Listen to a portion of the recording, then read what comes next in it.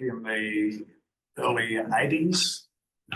By chance, I walked into a little shop in Islington, and Bill and Gloria were in there selling T-shirts. And I bought one. I've still got one. One of the sleeves is bigger than the other one, but never mind. But I didn't actually get to know him well until the 1990s.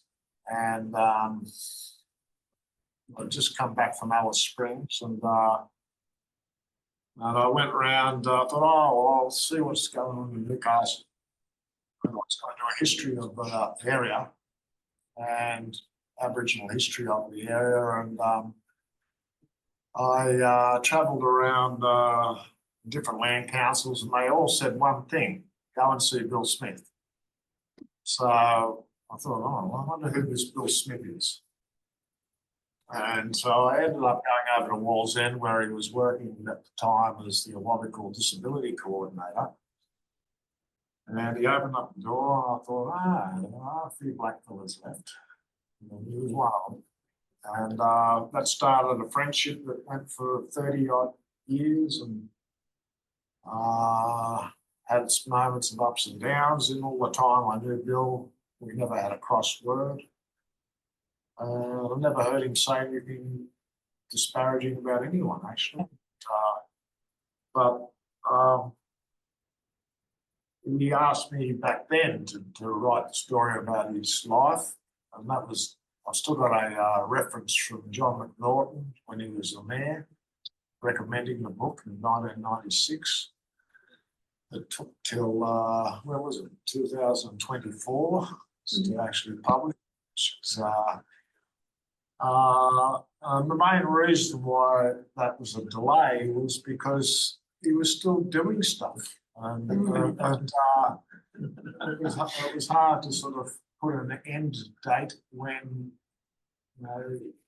so he continued on, and when he sadly passed away in August 2021,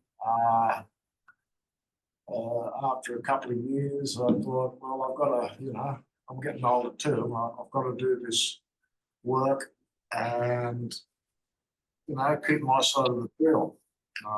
Because we'd always agreed to do it, but it never got done until it was done. And so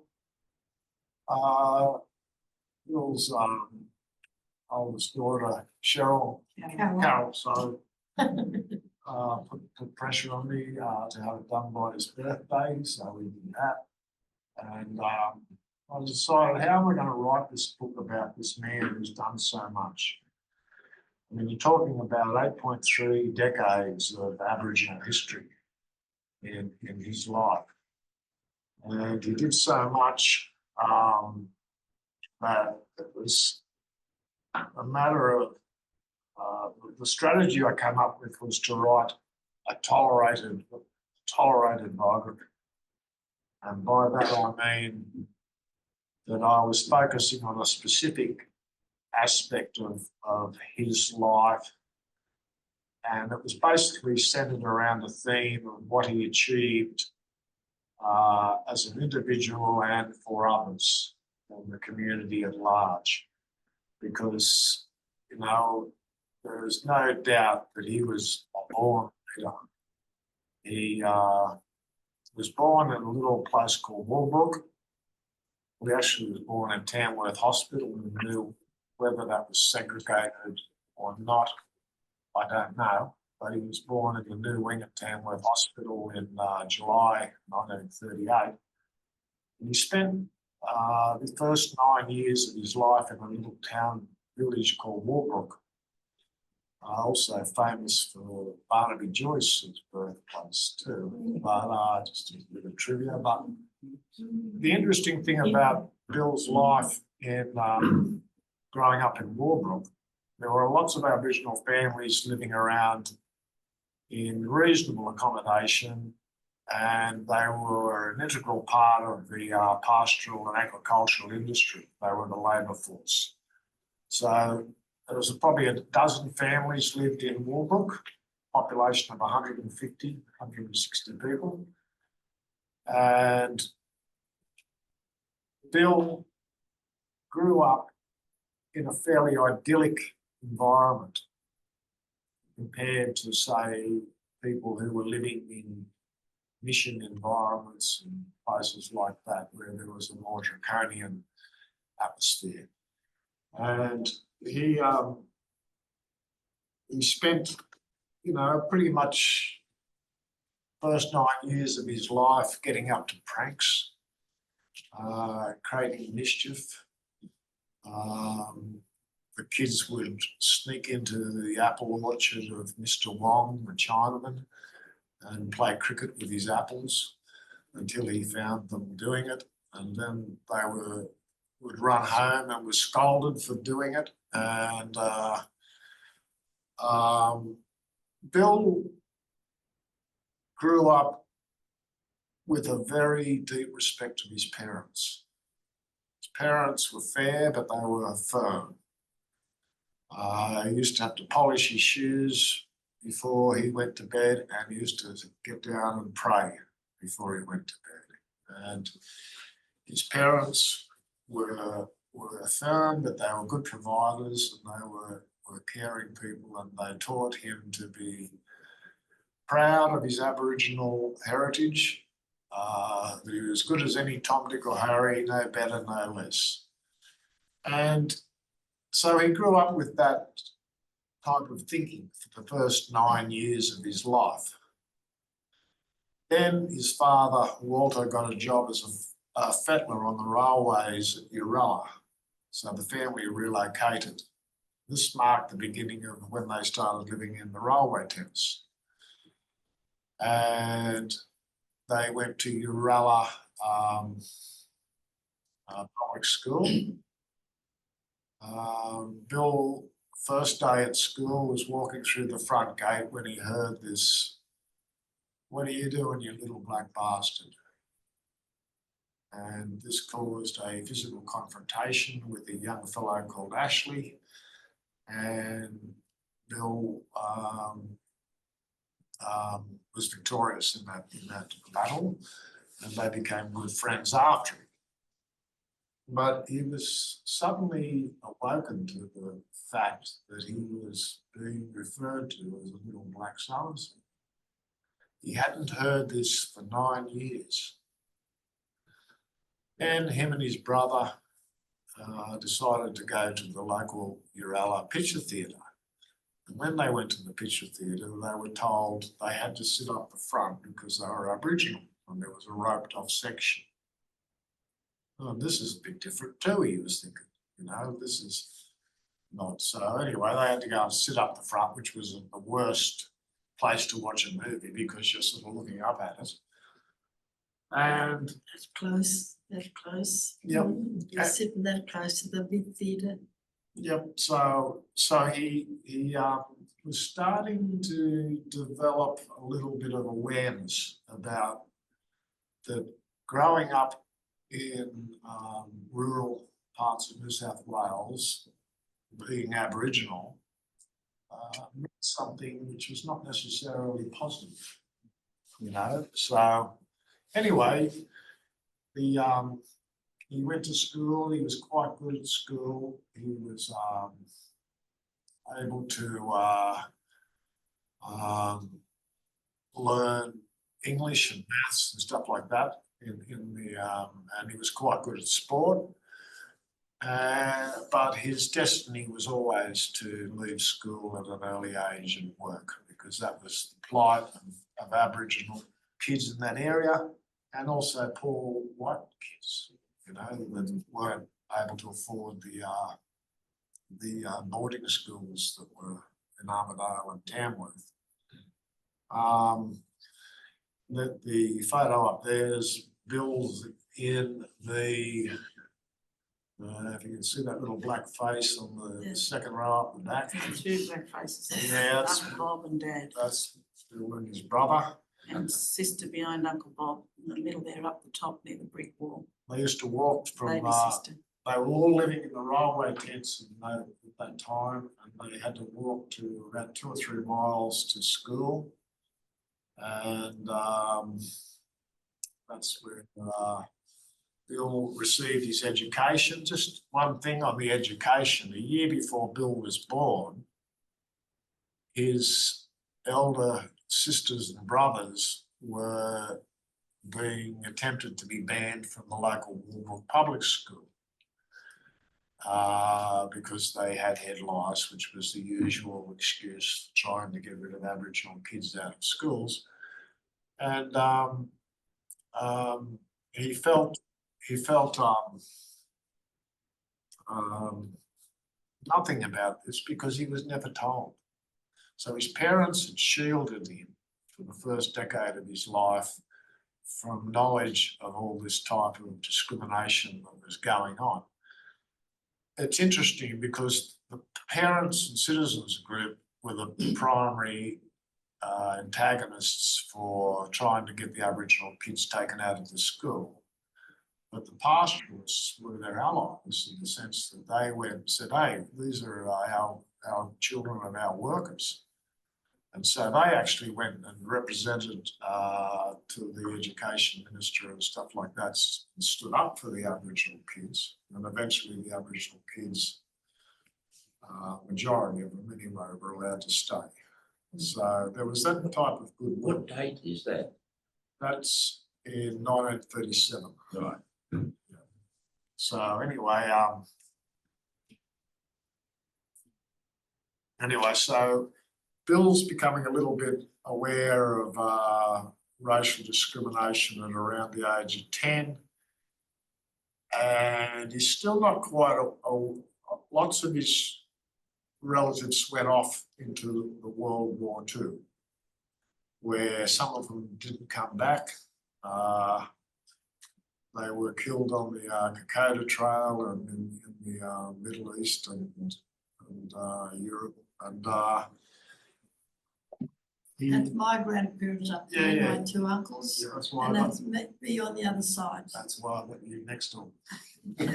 Thanks, Greg. That's the Aboriginal Welfare The Board gentleman, keeping an the eye on this soldier on one. the right up the top, he married one of Dad's older sisters. Yeah, well, I think nearly all of Bill's sisters married soldiers. Soldiers, yeah. And Well, just excuse me, Greg.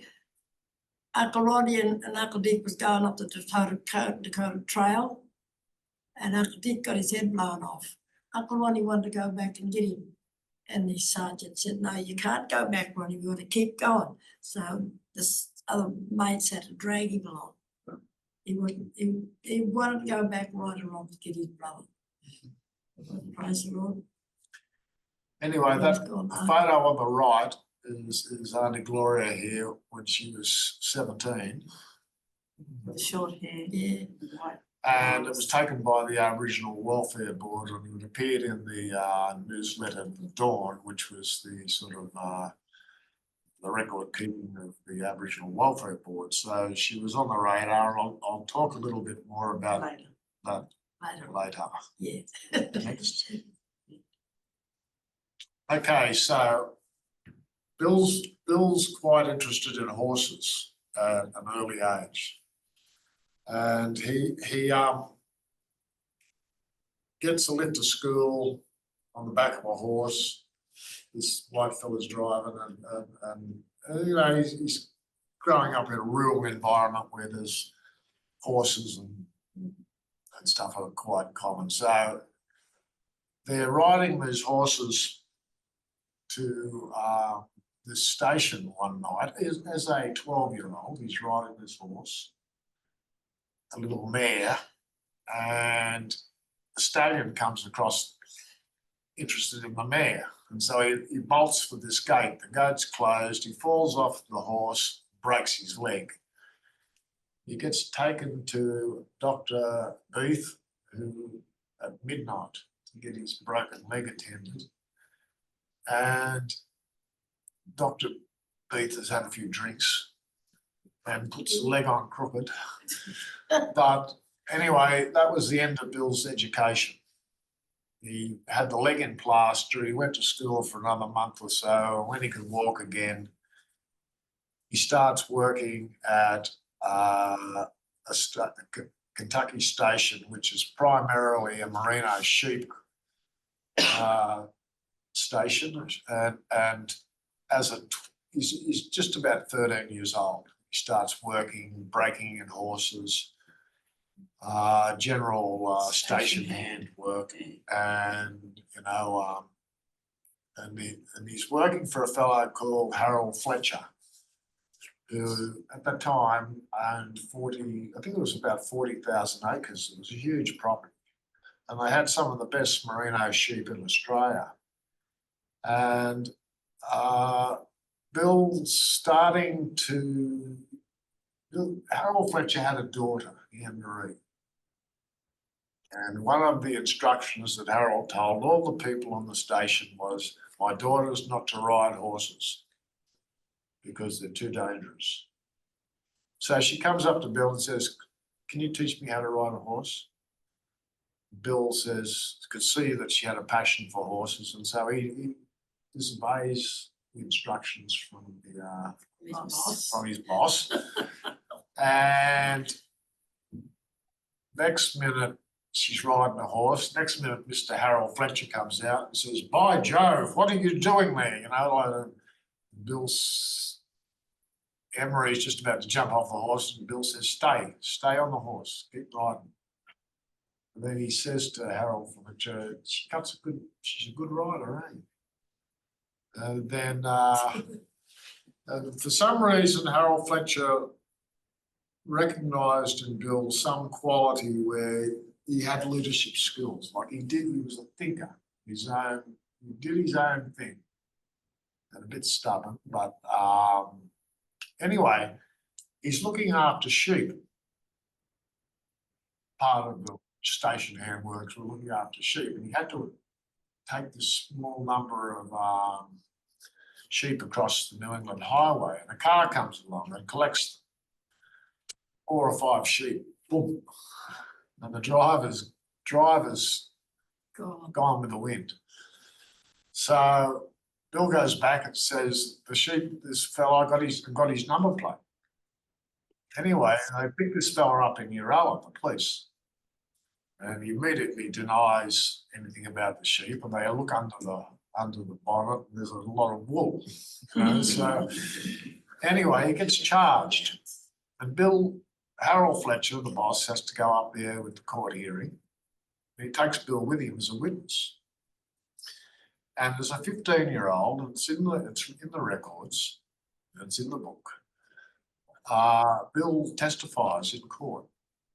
And that's something Aboriginal people have been denied for a long time. But even a 15-year-old Aboriginal lad and his testimony contributed to the conviction. And Bill was also awarded compensation for his loss of wages today by the Uralla court. So that was an interesting little anecdote in when they say that Aboriginal evidence was not admissible in court. Well, it certainly was in that case. But anyway, Bill works in Kentucky for 3 years. Then his mother becomes ill. He wants time off, and he decides to leave. So he goes up to where was she? In Uralla, to the hospital, and visits his mother, and she's a bit ill, but she's recovering. And he hears that there's work available in pea picking at Guyra. So he walks all the way to Guyra on his own, sleeps halfway along the road overnight and he freezes. He gets to Guyra, and this is another thing that came out in the story, was that there's all these Aboriginal people there. But when he gets to Guyra, he goes to the fish and chip shop. And he walks into the fish and chip shop and he says, I'll just have some fish and chips. And the proprietor says, I want the money first. I've been ripped off by your kind before. And that Bill says, go and didn't like it. But he was suddenly finding out that your kind, this is a young boy growing up into a world.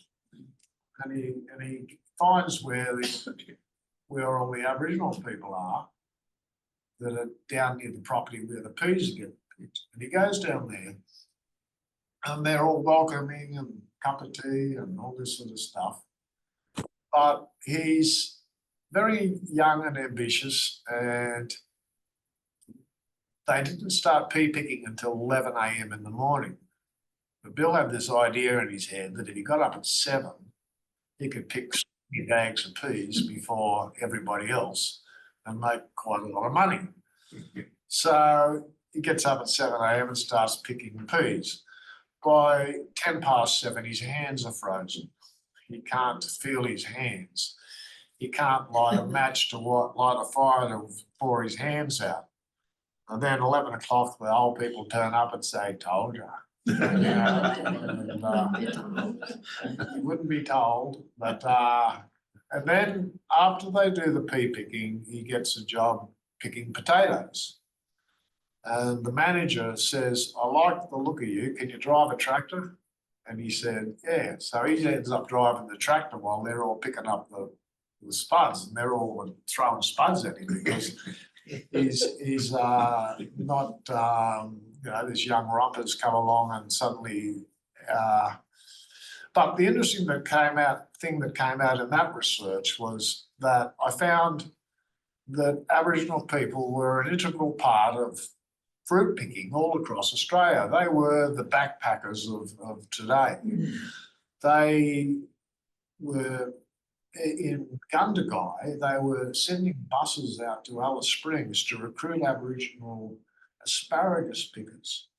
They were bringing 2 busloads of Aboriginal people, which I estimated would have taken 4 days to get a bus there to pick asparagus. At Menindee, they were taking them down to Griffith to pick oranges.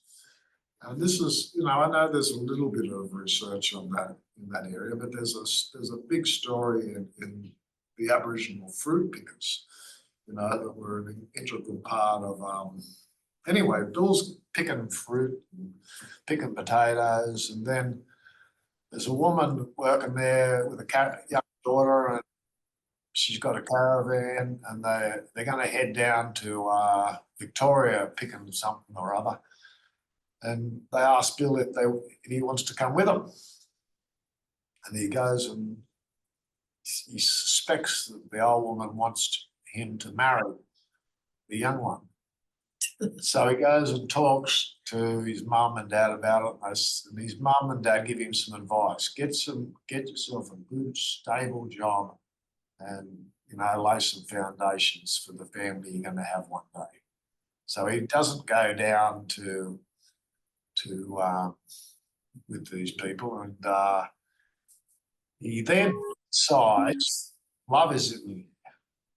So he goes out to, what's that place between Armidale and Dorrigo? Well, it's Hillgrove and Wallamumbi and Well, out that area. And he Yeah, goes Wallamumbi. Ringbark. Eagle too. Eagle, that's the Eagle, one. yeah. That's the one. He goes ringbarking out there.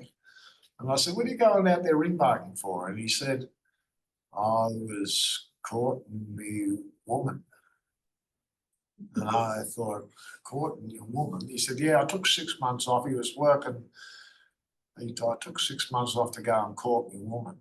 I said, "This is the woman here."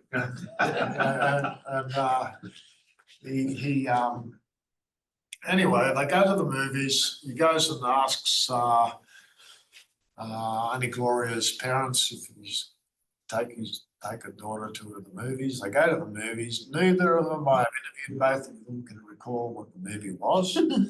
And they get married in St. Paul's Cathedral. And then going back a couple of years before that, there's the 1955 flood, which devastates the Hunter Valley. This causes, a huge demand for labour to fix up the damage that's been done by this natural disaster. So Bill and his whole family and everybody come down and start becoming a part of the reconstruction team that starts building railways and repairing railways, or from basically Scone, which is where the two photos up there and the one on the right is Wards River. Bill's on the second row from the front. That they back up on the first photo, he's the little fella on the left front. And they go working on the railways. And Wards River's the photo on the right. How do you make this go? Okay. That's a photo on the left there. That's his mum, Two daughters. two daughters and father. And the whole family are living on the railway track. That's the young married couple in the middle there. And the photo on the right is Taralba, and it is a railway tent. And it is probably the last railway tent that was ever put up in Taralba, because along in Taralba and Passaphone, Aboriginal people were living in railway tents there, repairing that railway track. And then Carol was born. She was probably the last of the railway babies that were living in the railway tents. And that's when Bill started to build a house and became serious. I've got a family here, I've got responsibilities, I've got to become a provider. His father was a good provider and he followed suit. So they're sitting around. A photo in the middle there is important, because that's where a lot of the conferences and consultation meetings happened with the Smith brothers. It was around a little kitchen table. And the photo on the left is the first media coverage of Bill Smith and his presence in Newcastle. And if you look at it, it's got Newcastle Aborigines on the move, government pledges bus for picnics. Now, if you read the first paragraph, it says, Bill Smith and George Griffiths are hard-working men, except for one thing, they're Aborigines. And actually, that is quote unquote from the newspaper, but that heralds the beginning of Bill Smith's presence in Newcastle, which over the next few decades would become legendary. The Newcastle Aborigines Community Association was the first group of people that they organised to try and unite all the Aboriginal families that were living around Newcastle. It became a precursor to the Awabakal Co-op and everything else that followed, you know, but Bill was a driving force with this, and George Griffiths was also a driving force. George deserves special mention because he was the first Aboriginal person employed by the University of Newcastle. I have the letters where the university's senior management sent Bill a letter asking for someone suitable to work as a field officer for the University of Newcastle in relation to Aboriginal education. Bill recommended George, who he was close with, and the letter was basically, I think it was from Alchemy. It was Vicky. Yeah, it was Nice chance. to Bill saying, you know, could you please find someone suitable? What So- year was that, Greg? 1974. Anyway, Bill finds George. George comes and gets a little office in the Shorten building somewhere, where his first day of work, and partly the position was funded by Bill's how do I go back? Railway company. Him and his brother set up a railway company, and I'll talk about that in a minute. Back. That's it. They set up the railway company. Now, part of George's wages were Bill and his brother and dad and other brother, they all came up with this idea of setting up a private railway company. The first of its kind in Australia, possibly the first Aboriginal privatised company in Australia. And 90% of the people they employ are Aboriginal. And they start laying railway track at Port Waratah for BHP. Now, George's salary was partly funded by the Smiths brothers. Every Friday on payday, they took donations from all the workers. And that was used as part of the payment for George, who was actively enjoying his job as the Newcastle University field officer. Now, a problem emerged because in the office where George worked, there was this thing called a telephone.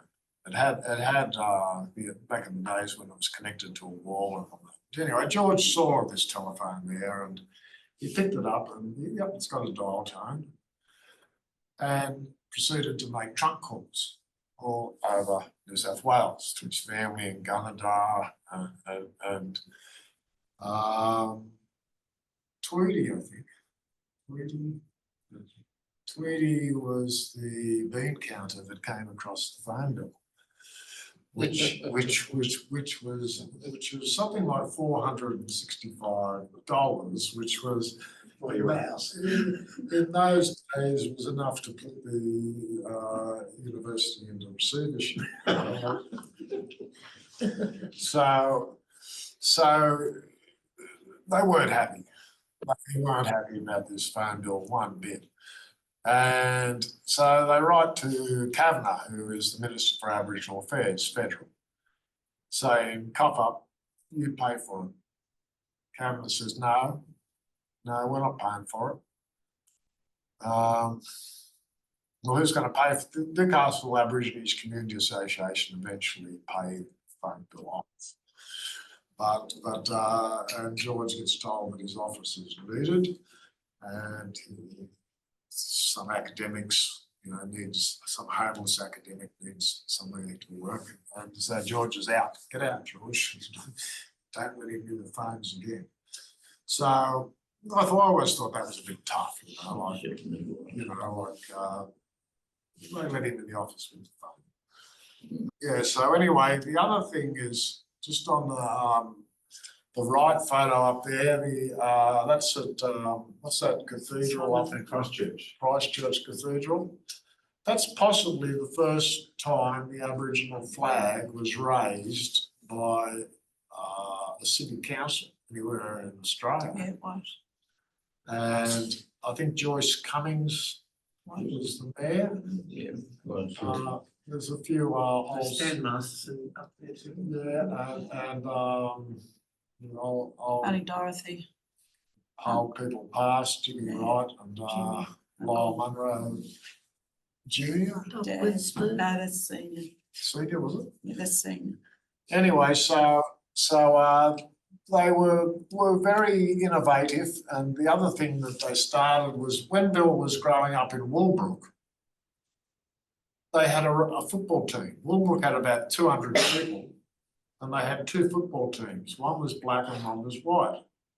One was the Woolbrook Blues, the other one's the Woolbrook Hawks. And Bill's dad is about 5 or 6. 2, 3, 4. Six from the right. 7. He's in the middle there. So Bill The fairest one in the middle, yeah. So Bill Bill's mother, yeah. father, rather. So Bill comes to Newcastle and he's got this dream about starting an Aboriginal football team like he knew as a child. And that gave birth to the Newcastle All Blacks, who win the Koori knockout in 1985 or 6, something like that. There's a few faces up there. That wasn't the first team though. We got a first team back in the 70s. Yeah, but they didn't win. No, they didn't win. They were easy beats. Oh, they did win the grand final in it, now called McDonald Jones.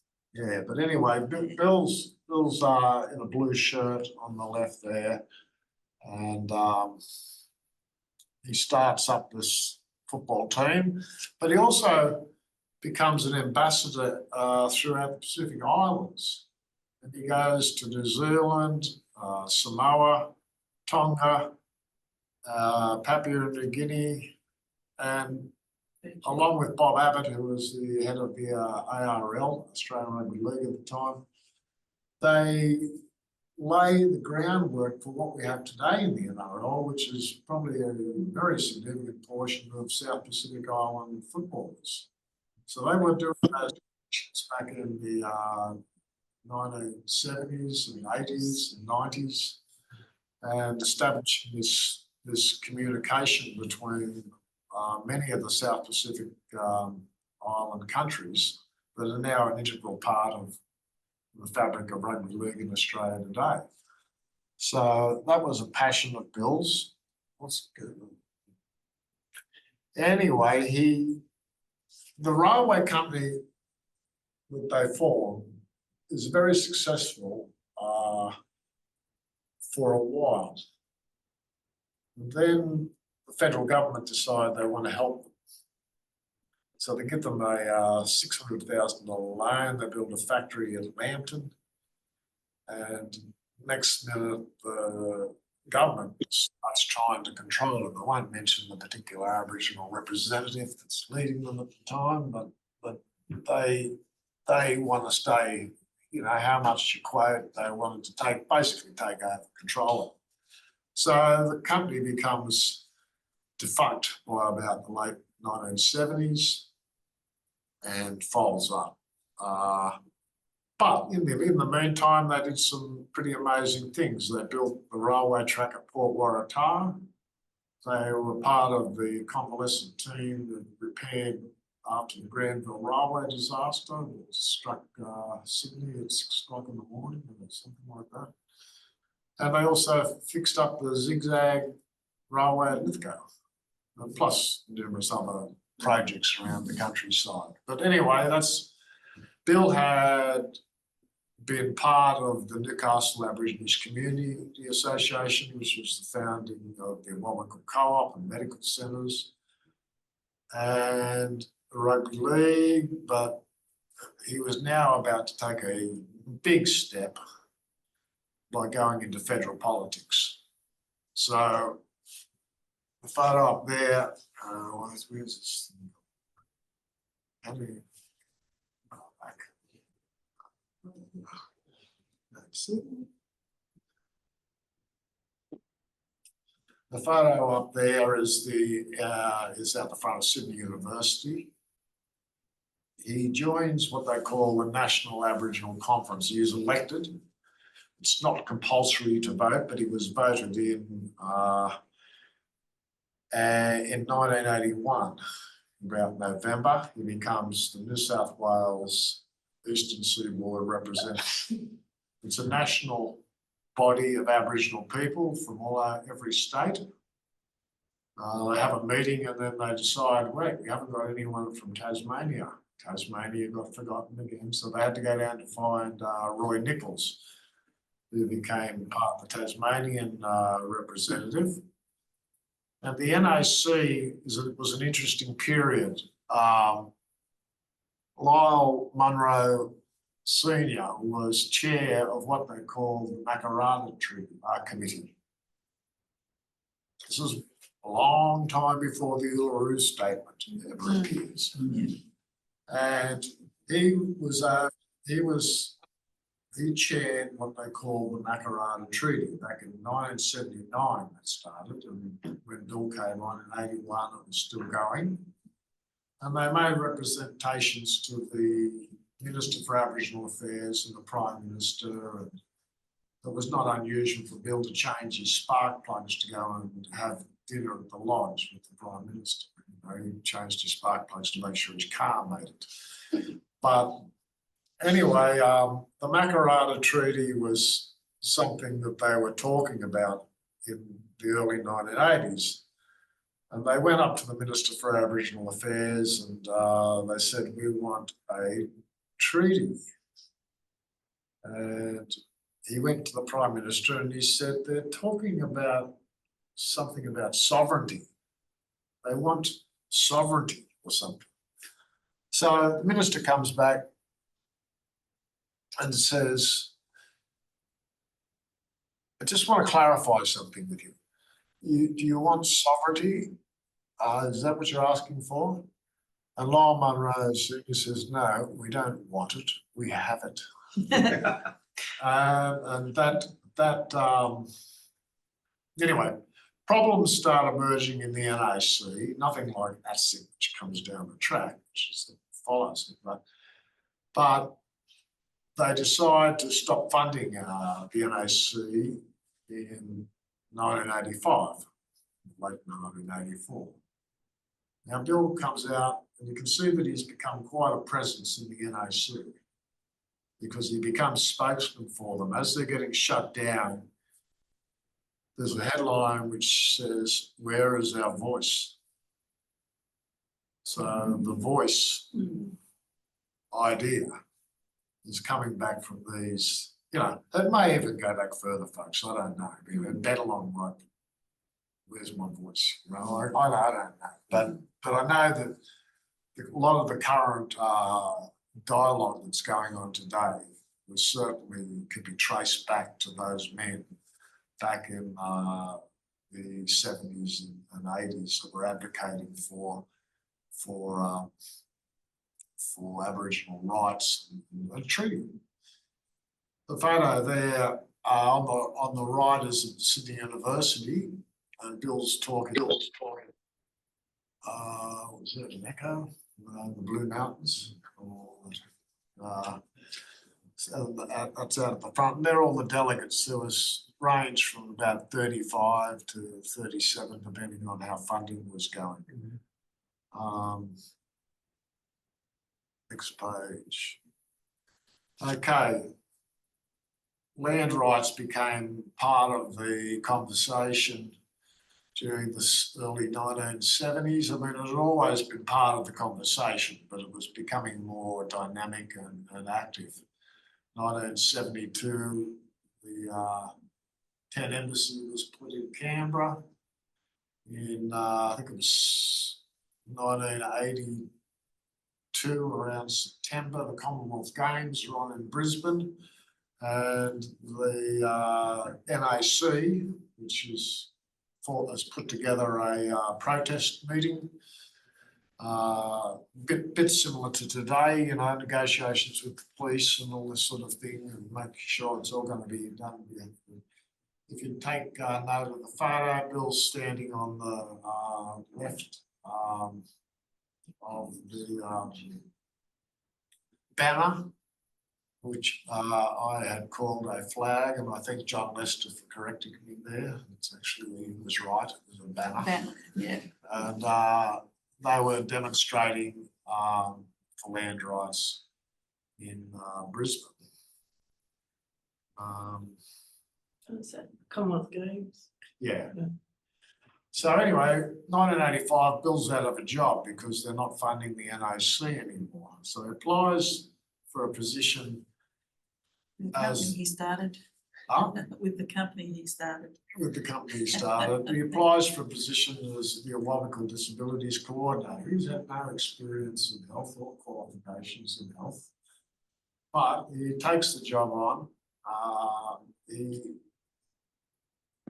2 rounds of interviews, selected as the coordinator in the second round, and as with everything, he tackles it at 120 miles an hour. And the other interesting thing about it is the time that he takes on this position is in the middle of the Richmond Report, which is a mass deinstitutionalisation program that's going across the country, where they're emptying places like Morisset and Stockton hospitals. And as Bill learned quite a large number of Aboriginal people were living in these institutions and therefore needed to be resettled in communities, which was a huge job, you know, and he does that for the next decade. And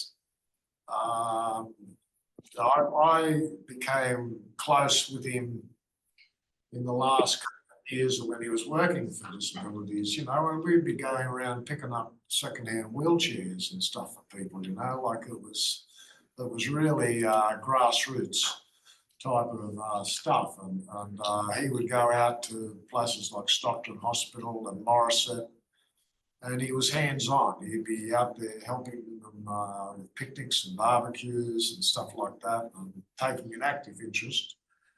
And some of the letters I had from different people that thanked him for that are in the book, and recognised his zest and humanitarian care that were given to these unfortunate people with disabilities.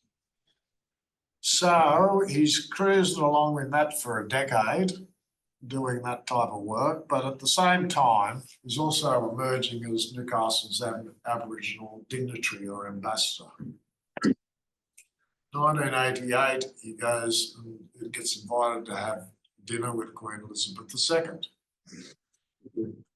Aunty Gloria, and Aunty Gloria tells me you're not allowed to talk to the Queen either while you're having the meal. And I think that was Mick Griner and his wife that invited him for that, and that was something to do with the opening of Darling Harbour. And after having dinner with the Queen, he gets asked to go and have dinner with the Queen again in 1992. And so he's had dinner with the Queen twice. He's emerging as a dignitary, and can you take that back one? Next one.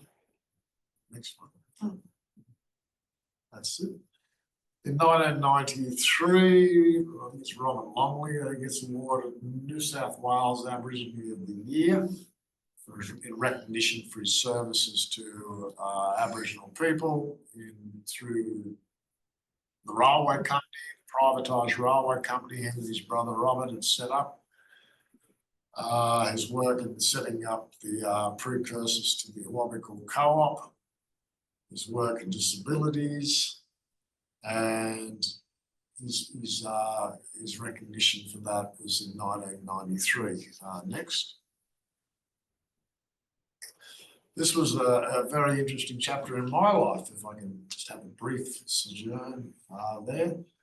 1998, as the Aboriginal ambassador or dignitary in Newcastle, the Archbishop of Canterbury, the fellow that married Prince Charles and now King Charles and Di, back in the day, George Carey comes to Newcastle and is welcomed to Civic Park. I go down there with Bill a couple of hours before the Archbishop is about to arrive, and we're picking gum leaves, and the council staff come around and start berating us. And Bill explains that he's picking the gum leaves to do a smoking ceremony to welcome the Archbishop of England. Okay, that's all right, pick away. So George Carey comes down through the smoking ceremony and is welcomed by Bill to the land. And after that, there's a dinner with George. And all the archbishops, Pell and all of them are all here. And I was in this circle that was roped off, and this Catholic priest, Father Tony Stace, says to me, "Do you realise you're in a circle?" I said, "What in a circle?" And he said, "Look up there." And up on the top of the building was someone with a machine gun protecting the Archbishop. Anyway, moving down the track, we all go over to the council thing where there's going to be this big dinner put on for the Archbishop of England. And Bill says to me, "Come and have dinner with me, mate. Come with me." I said, what do you mean? He said, well, Malcolm, that's his son, was supposed to come, but he couldn't get there. So he had a name tag, which we got through the security and all that sort of stuff. So he gives it to me. So my name's not Malcolm, by the way. And I put the name tag on, and we go through, and people are all the Archbishop of, Townsville and different places. Oh, hello, Malcolm, how are you? And anyway, George Carey comes up to Bill and me. He's talking to Bill, and then he looks at me and he says, and how are you, Malcolm? And I said, good, thanks. Good, thanks. And proceeded to eat our meals, and but this is how do you get to the next thing? This is yeah, so anyway, not content on the domestic front, Bill starts expanding his Aboriginal ambassadorship internationally. One of the problems was he was moving so quick. This is the photos on the left, front, top and bottom, are in Paris, where he is. He was sponsored, I think, by Mari Shear to go over there with the first climate change meetings over in Paris. And I think Bill was one of the first people to set fire to their lawns doing a smoking ceremony since the Moors had invaded. But anyway, I have to. Where the smoking ceremony came from. I have to apologise on behalf of old mate, because I said, how are these people that you're exchanging gifts with? You can see in the photos there, they look like prominent people, important people. No, I don't know who they are, mate. No, you didn't know who their names, didn't you? Remember who they were? French people, A bunch of people. hard to pronounce their names. Yeah, anyway, I'm living up at Teagar, and my daughter comes in and says, Dad, there's a busload of Japanese at the front. I said, what? She said, there's a busload of Japanese out the front. And I walk outside, lo and behold, there's a busload of Japanese. And I said, hello, can I help you? We're from Nippon Television.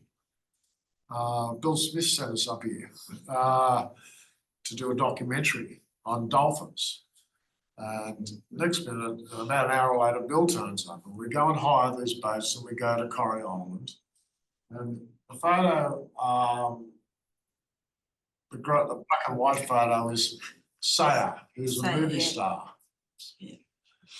So Say. so she's like the Sophia Loren of Japan, and she features in this documentary. And so this documentary gets shown all over Japan. She writes a book called Was Once Lost, and she attributes being found to Bill. Right? The photo above her is in Ubay. Newcastle is a sister city to Ubay. And Bill and them went over, I think at least on one occasion, maybe twice, to do cultural visits to Ubay. I went to one of the dinners when Ubay came here, and I was upstairs having dinner, and I went out on the balcony to have a cigarette. And the mayor of Ubay was out there. I still have his card. He gave me a cigarette. Neither of us, he couldn't speak English. What's that? Just say we're Running out of time. Okay, Yes, all right. have to make your I mean, we story don't have to read the short. book now. You've told us the entire story. Well, anyway, Bill was with regard to Aboriginal culture. This is important. He wanted to build bridges between people. He saw Aboriginal history and culture as a gift to share with the world, not something to covet, there's a few photos. The one on the right there is old Uncle Lenny, and Willie Davis. Willie Davis was one of his teachers. Next. He spent countless hours running around schools, teaching in local schools around Newcastle and Lake Macquarie. Next. He built bridges. If you look at some of these, the photo on the top left and right is a corroboree in 1998 at Jimmy's Beach, probably the first one since Charles Darwin visited in 1838. Up on the right is up at Wollombi. You can see the number of people that used to come and gather for these events.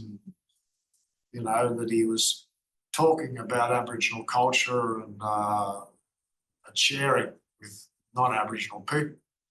The one at the bottom there is on the HMS Newcastle. When it came to Newcastle, he smoked the ship. And you can see the crew barely in the dimly lit. Next. He was a spiritual man. He believed in God. He believed in Christianity, but he also believed in Aboriginal spirituality as well, and he blended the two very well. The photo in the middle there is when they opened Yallowa House. And if you look at the people there, there's the Roger Hertz, who was the bishop, Anglican bishop, Mick Maloney, Andrew Refshodi, who would later sign Bill's termination. Charlie Perkins is sitting down there just below in the corner. Next.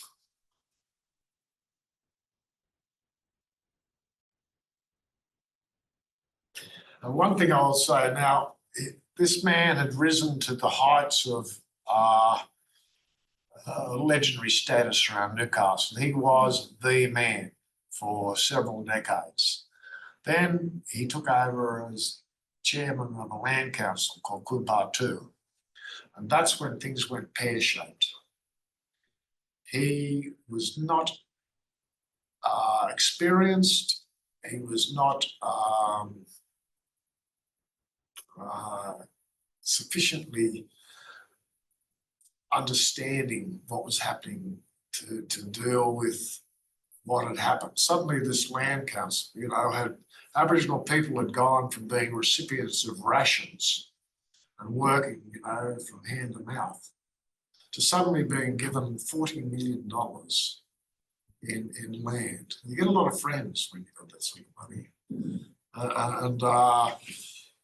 I do think that he was not able to foresee he went to ICAC. He was mentioned 217 times in the ICAC report as the driving force of corruption. There are a whole lot of stakeholders in this. I won't mention their names, but Charlie Perkins was one of them. But Bill was assessed by the ICAC committee as the driving force behind the whole thing. The mistake that they made was that they mortgaged the land and they drew a wage from it. That was called unjust enrichment.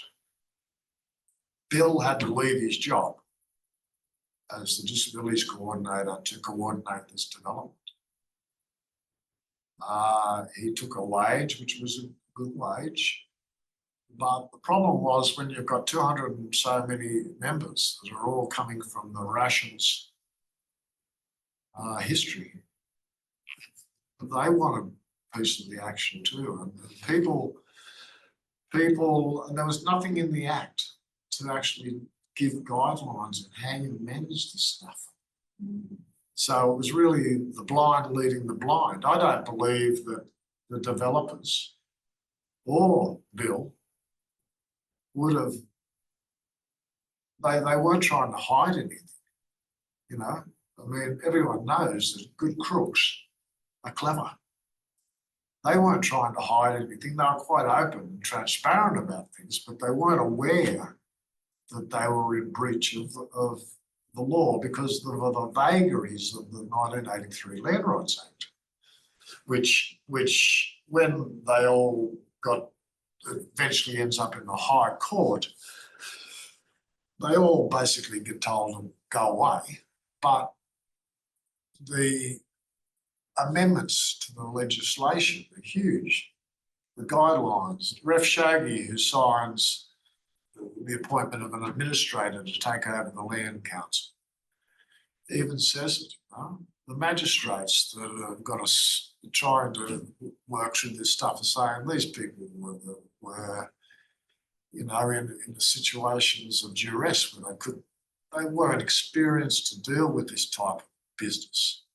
And it went pear-shaped, and it was corruption, but that's not the right word. Technically, it was corruption. And I think there was a certain lack of compassion through the whole process. The whole idea is to raise the level of poverty that Aboriginal people endure. It could have been done in a more compassionate way, I think, perhaps.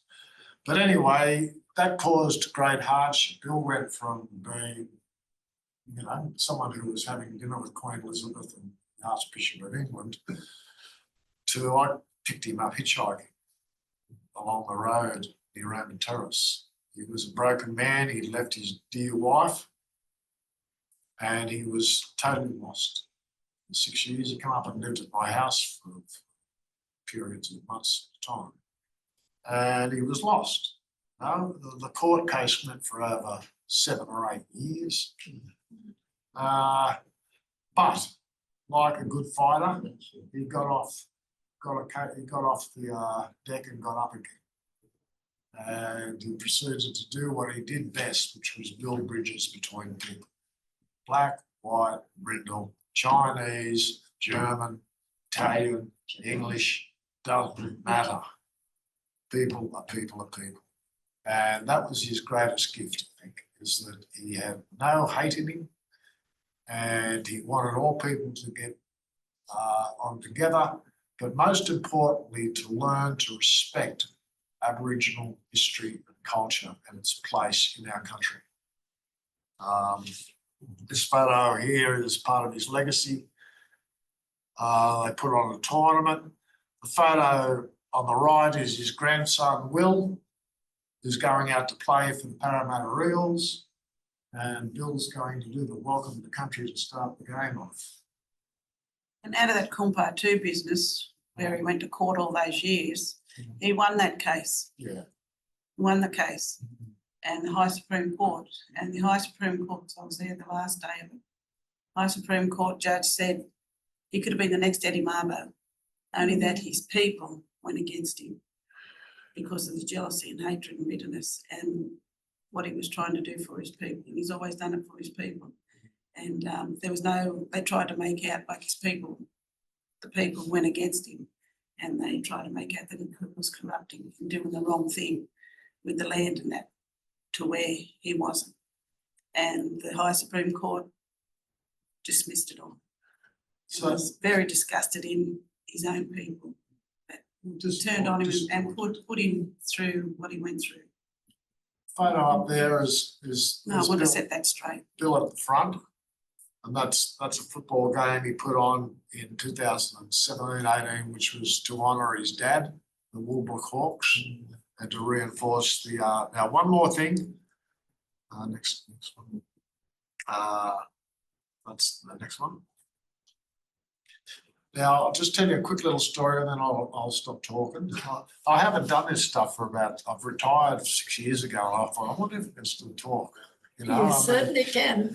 Anyway, Yes, you can. thank you. Keep going. Anyway, I'll just tell you a little coda at the end of it. It's, I used to, me and Bill were good mates. So we used to meet down at Jesmond every now and then for a coffee. I was down there with my son, who was 10 at the time. We're sitting there having a coffee. And this little old lady come out. She would have been 80-year-old or something, skinny as a stick. She's pushing this huge trolley of food, groceries. And Bill said to my young son, he was 10, he said, "Hey mate, go and give her a hand in the car." And so Will pushed the trolley. It was much bigger, but he pushed it to the car and helped her unload the stuff into the car, and she gave him $1. And that was the sort of person he was. He was caring. He cared. And despite, a lot of, he went off the track at one stage, I think. I do believe he did. I think he was overwhelmed by the power and position of his I son. don't think he's ever went off track over power, because power did not go to my father's head. And he done right what he thought that he was doing right for his people. The power of the situation, not because the how to manage it. It was a very volatile. Suddenly you go from, it's a bit like you hear those people who win lotto. Suddenly they've got $100 million. What are you going to do with it? You pay for the petrol in the car. Suddenly you've got instant wealth. It was assets, not money. Yeah, but Assets. you had to manage not only the assets, but the people who had been affected over generations, which was not easy.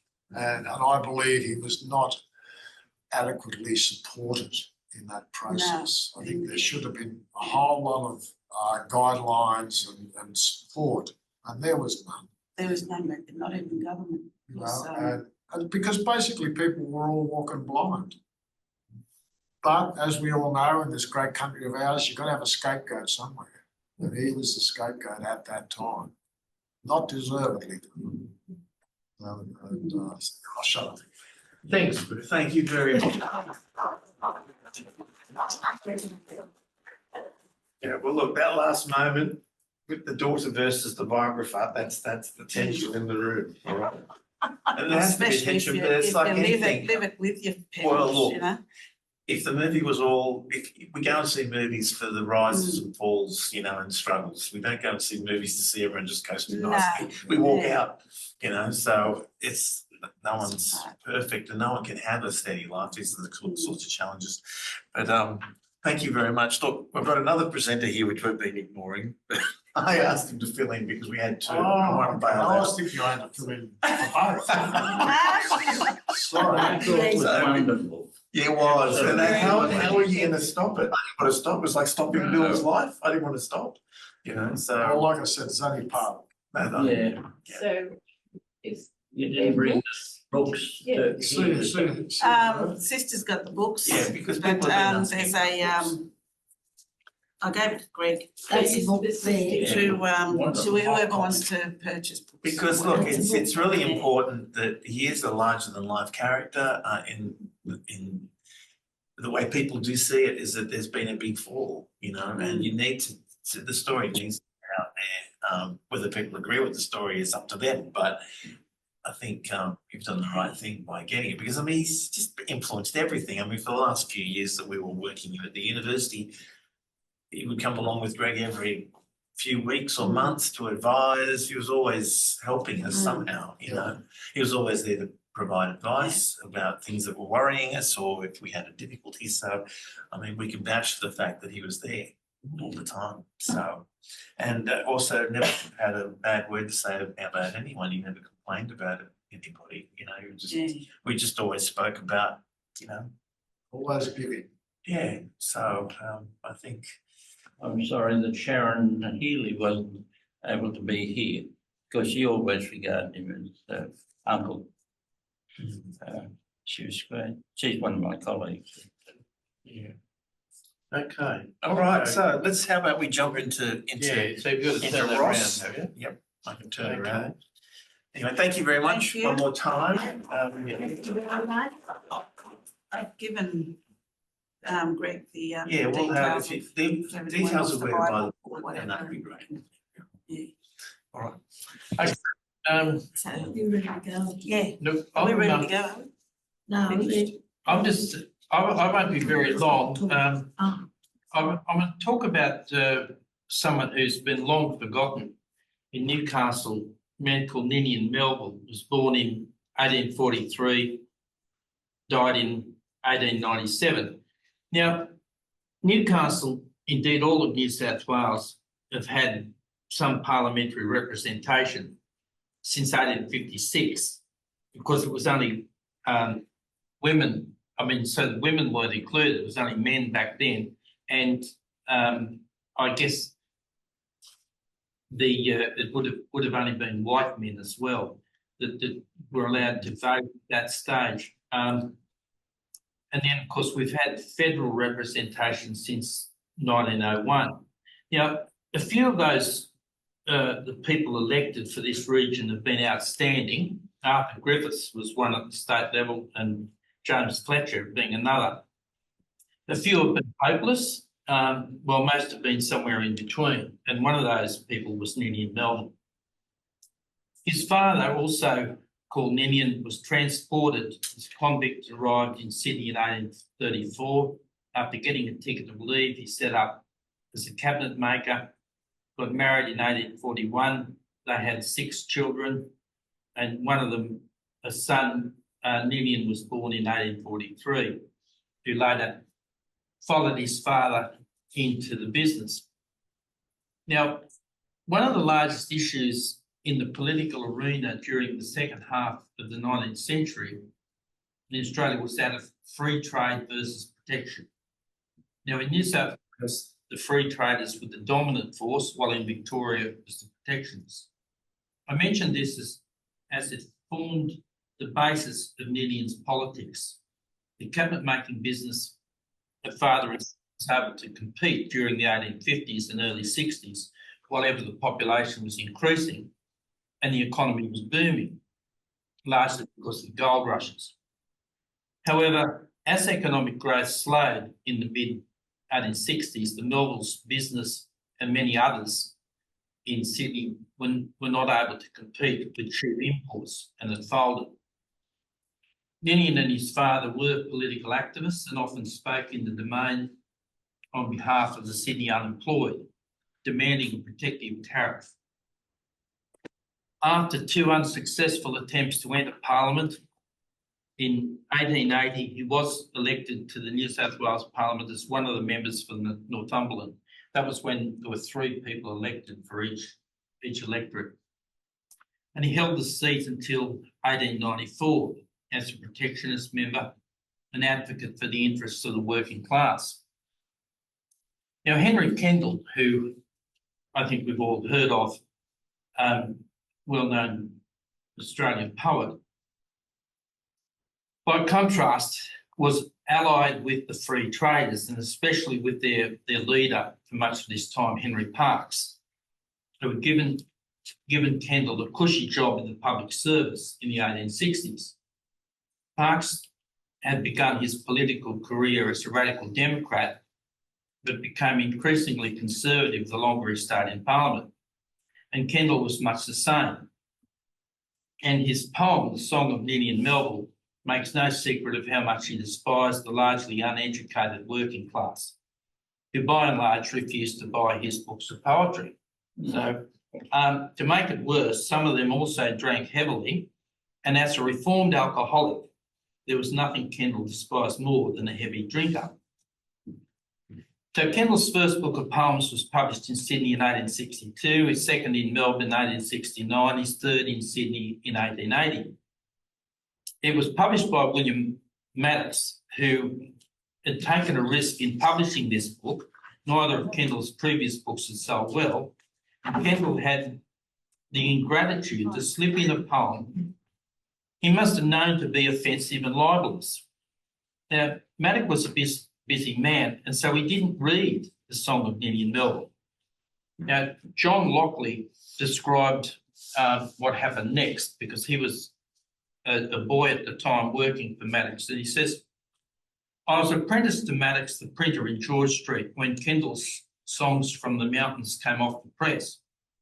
The morning that supplies were distributed to the booksellers, someone read the offending poem and rushed round to Parliament to show it to Melville. In a violent rage, and you'll see when I read a bit of the poem why he was upset, in a violent rage, the latter threatened all and sundry with the perils of the law, the author, the printer, the publisher and the bookseller. Maddox became alarmed and at once sent all of his apprentices around to the shops to retrieve all the unsold copies. This he did, and the offending poem was ripped out and another innocuous one submitted in its place. Well, of course, some of the books had been sold by them, so that was still intact. And of course, not many survived, and so they're of real interest to book collectors and so on. And a few months ago, I sold a copy to the Auckland Library. Now, yeah, so of course, some escaped mutilation. Due to his prompt action, Maddox avoided the perils of the law, but that wasn't the end of the affair, as it provided ready ammunition for Melville's opponents while he remained in Parliament. In April 1887, the Sydney Mail, reporting on a parliamentary debate, said the discussion had not been of much interest until Mr Cameron, an opponent of Melville, under parliamentary privilege, read the final verse, which I'll read in a minute. The report went on to say that Melville's opponents had a good laugh, but Melville, white-faced, challenged Mr Cameron to read the poem outside, which Cameron declined to do. By this time, 1887, Kendall had been dead for 5 years, and so he couldn't be charged. But anyone reading it outside of Parliament possibly would have. Now, where have I got some of the poem? Okay, I won't read all of it because it's about 10 verses. It starts off, sing the song of noisy ninny, hang the muses. That was the 9 muses that inspired poets and artists and so on. Hang the muses, spit it out, tuneful ninny. Needn't help me, poet knows his way about. Sling me here a penny whistle, look alive and let me slip into ninny like a father. That meant give him a belting. Ninny with the nimble lip. Mr Melville, straight descended from Professor Huxley's ape. So this was when Darwinism had kind of was being debated, and our ancestors going back. So he started working for Ninny, pulling face, sporting crepe. Well, they also made coffins, and that's where the crepe comes in. But alas, he didn't like it. Lots of work and little pay. Nature whispered, you're a windbag. Play your cards another way. So, third verse. In the fly-blown village pothouse, where a dribbling bag of beer passes for a human being, Nin commenced his new career. Talked about the Christian swindle, cut the Bible into bits, shook his fist at Mark and Matthew, gave the 12 apostles fits, slipped into the priests and parsons, hammered at the British court. Boozy boobies were astonished, lovers of the Lambton sort. Yards of ear were cocked to listen, yards of mouth began to shout. Here's a cove as he's long-headed, then he knows his way about. Mr Melville was delighted, game in hand was paying well. Fools and coin don't hang together. Nin became a howling swell, took to stumping on the racehorse pub out at Bull's End. Cut the old debating club, wouldn't do for mighty Ninny now to mount a local tub. And so it goes on. Now, I've read the last verse. Kendall's talking about the New South Wales Parliament being an august chamber. Well, I don't think that's quite correct, but he says, House with high august traditions, chamber where the voice of Lowe. Lowe had been a New South Wales parliamentarian, then went on to England and became a member of the House of Commons over there. The voice of Lowe and the lordly words of Wentworth sounded 30 years ago. Hail familiar to our fathers, where in days exalted rang all the tones and all the feelings which ennobled Bland and Lang. That was John Dunmore Lang and Bland, they were New South Wales parliamentarians.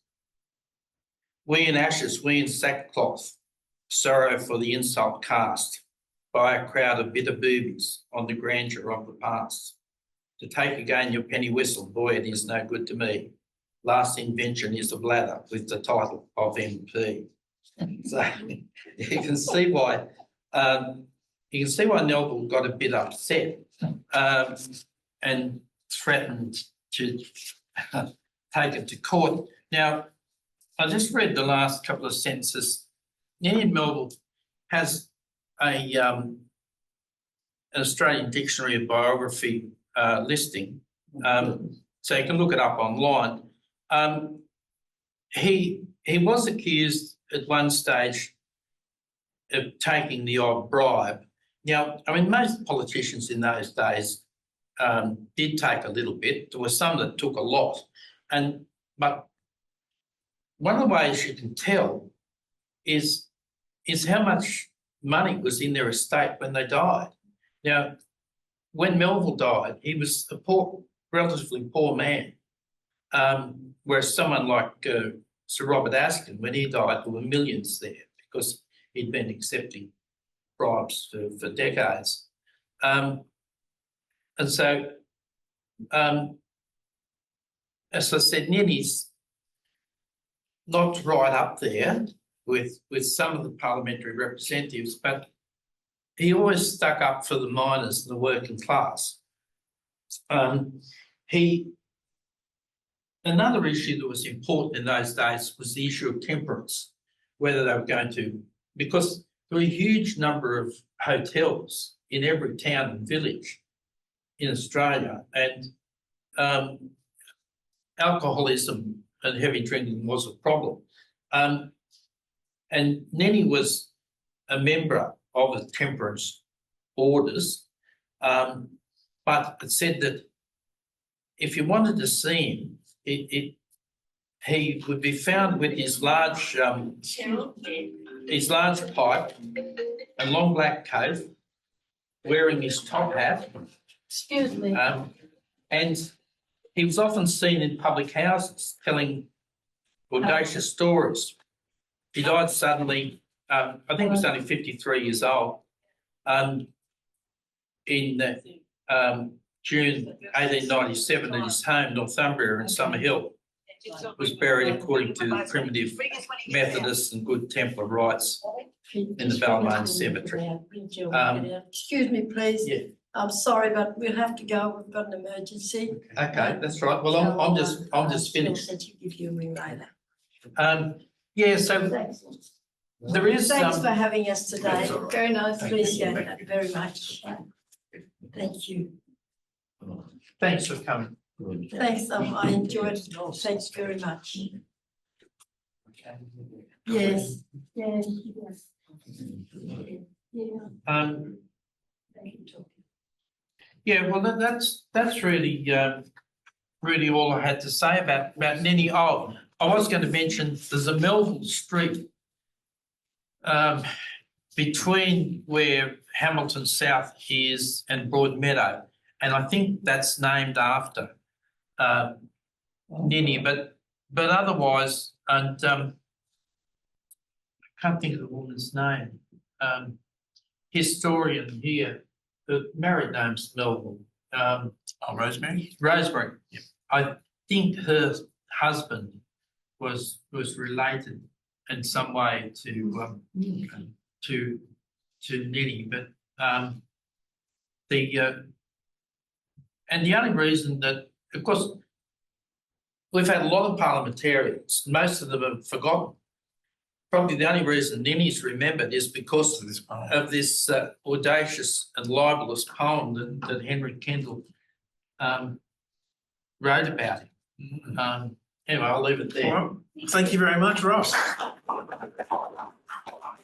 Just about to say the Henry Parkes bit was interesting because he features in the story with Margaret and Ned during the correspondences, because he's he's a Premier of New South Wales that is trying to look after old Margaret's bit of land at Lake Macquarie. Oh, So that's currently what we're trying to find out, is if there's any correspondence in that. So there's the connection.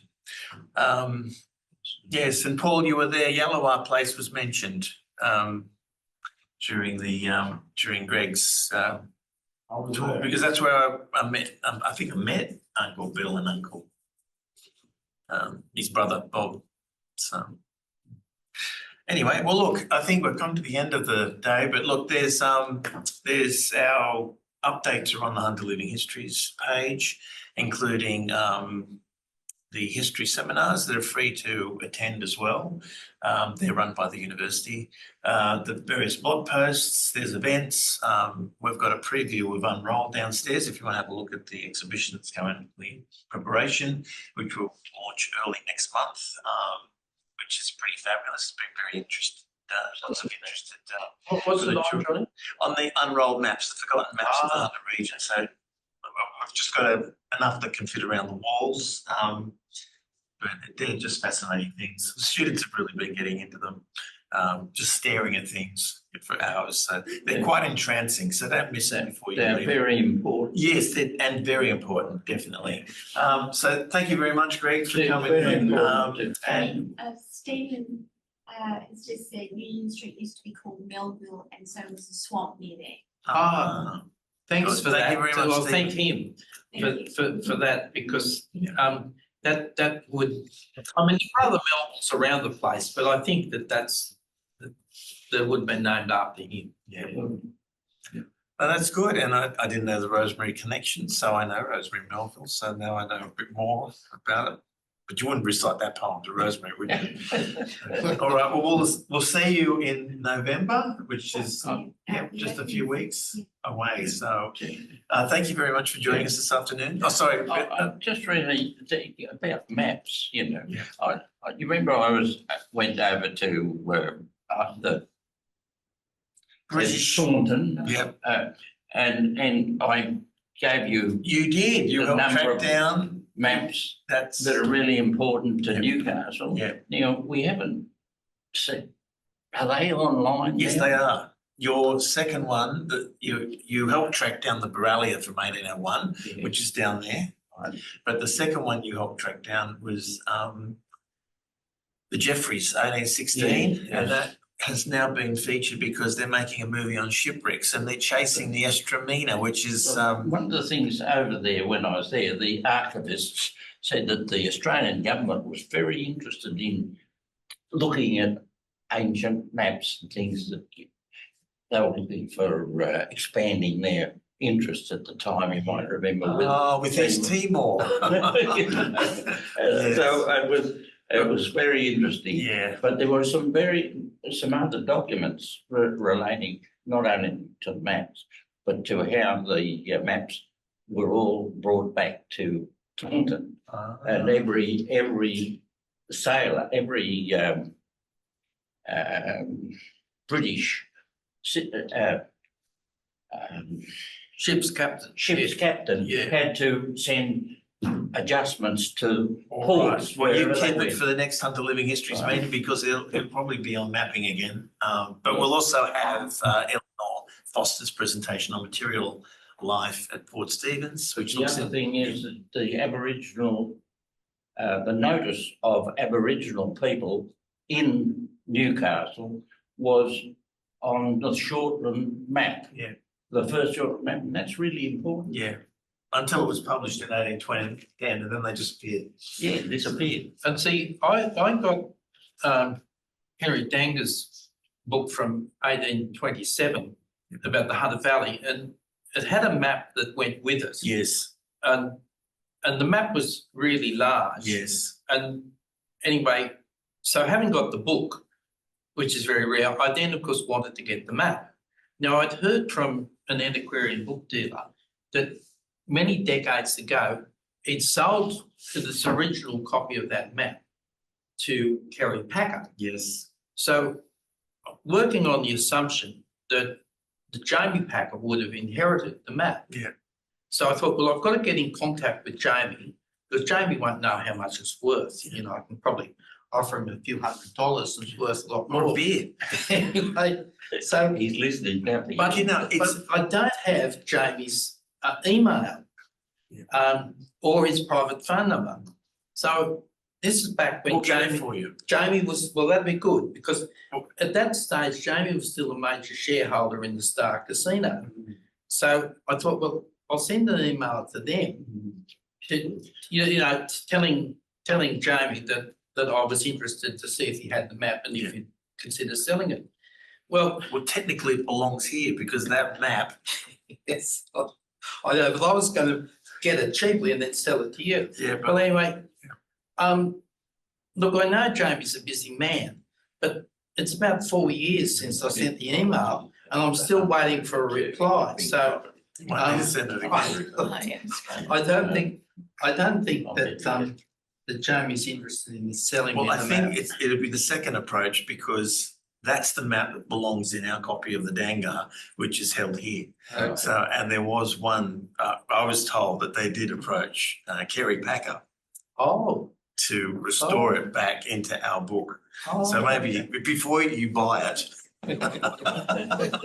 or make him tell him to just put the book back where it belongs. What do you reckon, Greg? All right, on that note, we shall end and see you next month, which is in a couple of weeks. Thank you very much for your presence. Thanks to our presenters, Greg, and family, Auntie Gloria and Cheryl, a daughter, and Ross. See you later. Thank you very much. Everybody. That was absolutely fascinating today. I just really loved it.